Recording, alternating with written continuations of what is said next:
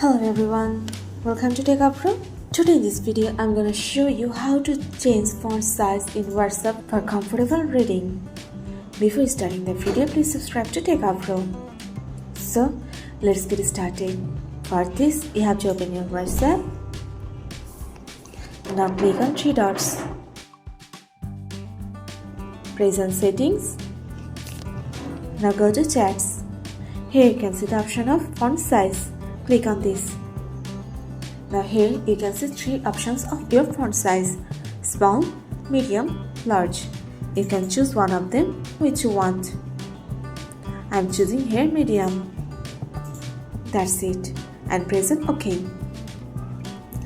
So this is how to change font size in WhatsApp for comfortable reading. So guys, that's it. You can do this. I think this video is very helpful to you.